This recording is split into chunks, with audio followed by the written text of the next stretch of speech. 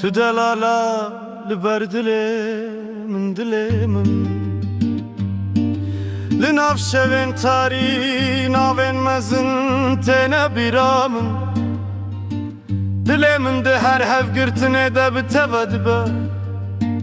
Tu delala li ber dilê min dilê min Wisa ku çiyayên silopîl min rekise dikin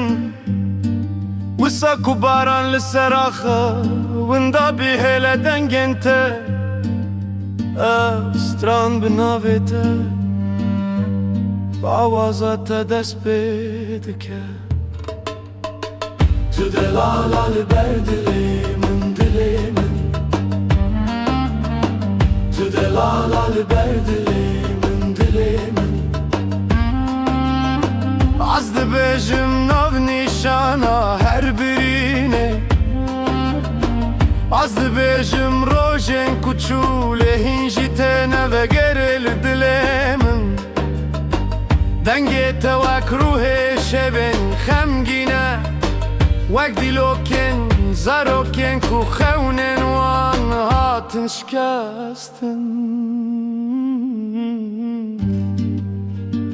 Tu delala li ber dilê min dilê min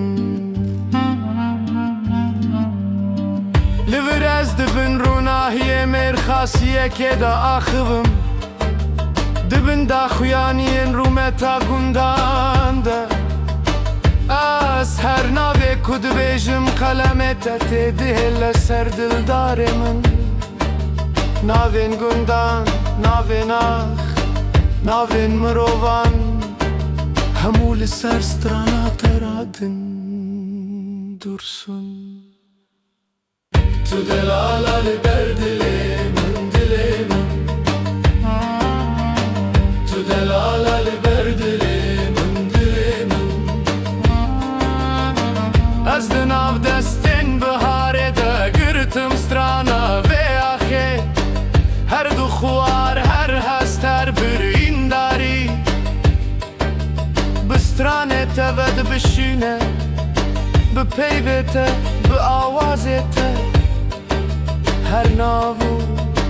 her gund dibe rojên ku nayên jî birin Tu delala li ber dilê min dilê min